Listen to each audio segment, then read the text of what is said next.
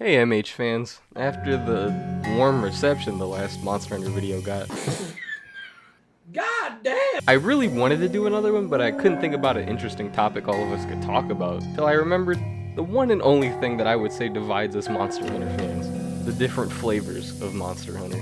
Now I'm sure you're wondering, what do you mean by the different flavors of Monster Hunter? Well, the developers stated they weren't doing numbered follow-ups anymore, as they wanted each title to be unique and different. This has been the case for the next 3 games that came after 4U, those being Monster Hunter Generations, Monster Hunter World, and Monster Hunter Rise. The good thing about these titles is they all brought something different to the plate, as anyone can tell you. Playing Monster Hunter World hits different than playing Monster Hunter Generations, so on and so forth. If anything, you can't say Monster Hunter hasn't been bringing variety, but with that variety came change. And with that change came many people unhappy with the direction their series was going in, as it was turning into something different. From 2004 with Monster Hunter 1, all the way to 2013 with Monster Hunter 4 Ultimate, the games have all been relatively similar, give or take some jank underwater combat. Gen and stories ended up coming out later, which seemed different, but as obvious spin-offs. But then, World comes out. Then the realization hits us veterans. The old world isn't coming back. The new world's coming to take its place. Long live the king. Now onto the title of the video. Do I think these changes were honestly bad? Well, it's complicated. Someone might view the changes to the post-MH4 games as horrendous, and some might see it as a fresh new start for Monster Hunter. I'm sure many of the veteran fans who feel the Monster Hunter series has fallen off, they place all the blame in the game that started all these new changes, Monster Hunter Generations. So, let's start off this section by talking about why I think people dislike Monster Hunter Generations.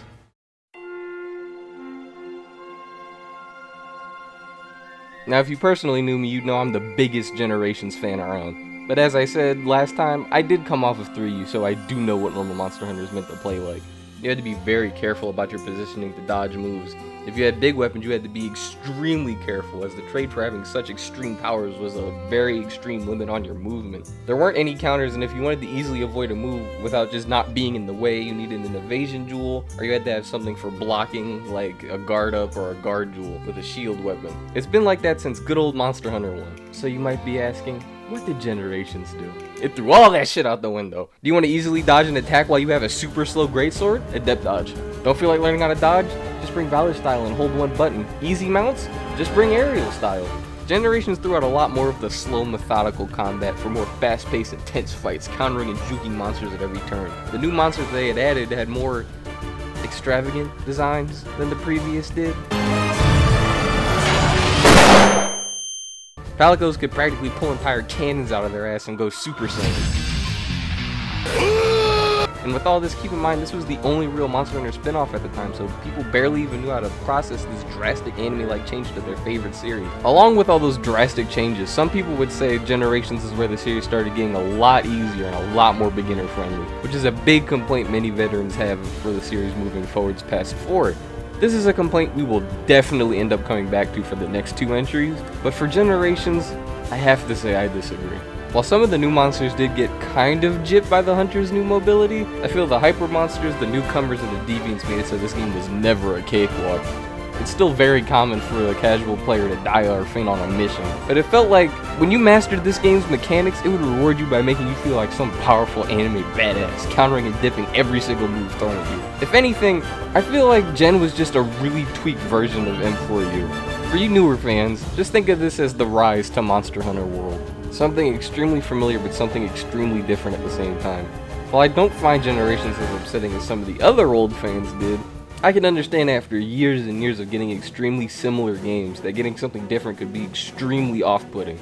But for me, it felt like a nice change of pace. And also, with this possibly being the last time we'll see some of these monsters, and especially be seeing them in their old world formats, it was really nice to fight the old world's roster again with some intense flashy new movement, as some sort of epic final farewell to that time of Monster Hunter. Now, onto Monster Hunter World, the one that I'd say is the most controversial of the post-4 games.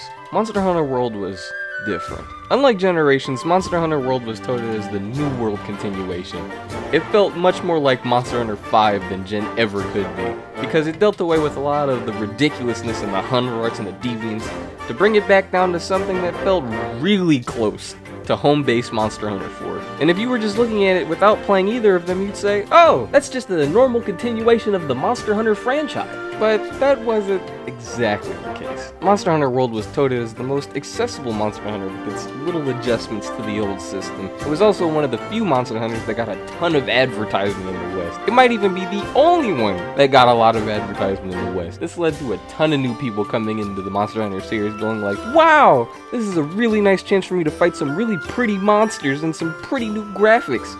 But those people came in without knowing any of the history. Now when you put the veteran goggles on, that's when things end up getting a little bit yucky. Real yucky. What a veteran, myself included on release, will see in World is just how dumbed down the monsters got due to this accessibility and ease of use. Monsters got extremely gimped in this installment. Moves that you previously had to predict and have good reflexes to dodge had super prolonged tails and barely even became a threat. For example, Black Diablos. When he was in World and all the new players were fighting him, he felt like a Avenger level threat. But for us veterans, he felt like not much other than a recolor. God forbid any of the people who had a problem with Black Diablos decided to fight Bloodbath Diablos, or even a regular Diablos from any other Monster Hunter game. Vigor Wasps were put in a ton of areas that would give you instant healing, and if not, you could simply call your cat to heal you, which had a very short cooldown, and even then, he could randomly heal you if your health was low, meaning healing barely was an issue. Traps became extremely fast in this game. You did not have to be as strategic as you used to be, because before, you might get smacked out of placing a trap, while now, it's just the instant 3-second thing. Tempered monsters were nothing more than shiny G-rank monsters, with no G-rank armor on release. Many moves now have invincibility frames, so some of the riskier options that you had with the greatsword, now you can just phase through a move. Now there are camps that instantly refill your resources, which you might have been losing those resources because your skill level might not have been there, and you can use these camps infinitely, forever. They gave you many more opportunities to get free, huge, undeserved damage many times in this game. They had an invincible auto dodge mantle that you didn't even have to think about to use, and oh, so much more I could get into. For many vets, me included on release, Base World felt like our extremely gimped version of the old Monster Hunter we loved so much, just with some pretty graphics. Many would argue, well, what about G-Rank? Iceborne saved this game. And many veterans' counter-argument would be, I had to wait an entire year and spend $30 more for an experience I already paid $50 on, and it might have just been a little too late for me. I personally believe Iceborne was one of the best expansions this game ever got, and it's one of the best things that ever happened to this game, but even then, the difficulty in comparison to older games still felt a little bit gimped. You're telling me cats can now just save you an entire cart? After roasting it for that long, I'm sure you expect me to say something like, ugh, what a horrific change. This is just the absolute worst. But I wouldn't say that. It was just different. Many of my friends never played Monster Hunter before, and it was definitely not as challenging as it used to be previously, but it was nice to just have a game to casually play with people and friends who just want to farm for materials for their perfect build or get gems and all that stuff. The graphics and cutscenes were definitely beautiful, and it was cool to see some of these old world monsters with these new gen graphics. And it was also excellent to have all these new eyes on a franchise that all of us Monster Hunter veterans loved for this long. Along with the fact that the Hunter Notes has spared us from needing to Google everything every 5 seconds. It's definitely not my favorite Monster Hunter installment, and I don't really have an interest in playing it anymore, but for all it did for me, the franchise, and Capcom's wallet, I'd definitely say it's a fine game. You come off of any old Monster Hunter game and you jump to this one, you will definitely feel the change. For the reasons I gave above, and for some I choose not to mention, I can assure you many veterans did not like this game. For them, all the changes were just too drastic for something that was meant to be a simple return to form. But I feel many of them simply just didn't want to adapt to change. Now let me get on the Rise's case. Now, hold on. Before you murder me, let me speak. Yo, why don't we just cut the waiting part? I think the waiting part is very important. I've fully beaten Rise, and I'm 40 hours into the game, so I'm sure I can give you a real quick, nicely wrapped message about it. Rise feels like a modified continuation of World. It's safe to say, if many of you had issues with what I stated in World, you're most likely not gonna like this game, as it does feel extremely similar to it, which is somewhat a good thing for everyone's sake, cause I have way less to say about Rise than I do for World. Along with the addition of wire bugs, a few tamer versions of Hunter Arts to slip through the cracks because of them, It brought a lot of cool new additions like Palamutes, Palamute riding, Wirebug traversal, and skills. If you didn't like Gen and felt some of the new abilities could carry you, you might feel that, but on a way lesser extent with this game, as a lot of the newer abilities allow slower weapons to get counters or instant escapes out of dangerous situations that you definitely couldn't have got out of before. This game definitely felt really short and more like a base, way more than Generations and World did, even before their respective add-ons for Iceborne and Generations Ultimate. I do believe it's a very impressive base, a very nicely coded, pretty base, but a base regardless. And look, it's really hard to say a ton about this game. If you accepted all the really big gameplay changes of Monster Hunter World, then Rise is just going to be a faster version of that with a few more quality of life improvements, and your character ends up talking a lot more. As for the veterans' thoughts on it, there aren't that many people detracting from Rise, because like I said, it's really similar to World, and all the people who had a war with World had that war and are more worn out now, and couldn't bring that kind of energy to Rise.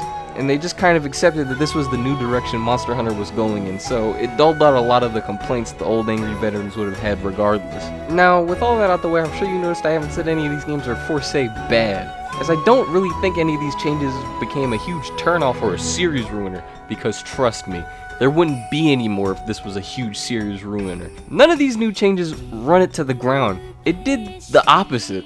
It's now Capcom's best-selling franchise. I think it's just been adapted a bit away from its starting point. I may have went off on Monster Hunter World, but I feel like without its big changes and innovations it brought, while I did expose myself for having some issues with it, it's really the best thing that could have happened to the series. Without World, Monster Hunter probably would have stayed the little small underground game that it was, and without the changes brought forth by Gen World or Rise, people would have complained about it being stale and how the series started becoming just trash. Veterans, no matter what our stance is on the additions that were added to the series moving forwards, I know it's a lot to get used to, but I promise you it's nothing to be mad about. So in conclusion, no, the change did not hurt Monster Hunter, it healed it. We got plenty of new eyes on the series we've loved for years, and who knows, these changes might have just saved the series as a whole. I know that all this attention has made some of the older veterans feel bitter that they have to protect their little game and they don't like that everyone's playing it now, but don't be that way. If you consider 1 through 4 the golden age of Monster Hunter, then go ahead. You have an excellent lineup of 4 games to play through. Just don't take it out on the new kids.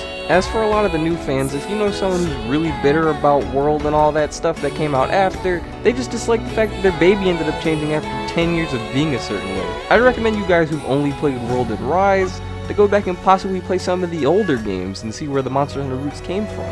As I said, it's quite different, and a lot of the stuff has just come and gone as the series has been going forward, so there's a lot of things that you'll just be completely oblivious to.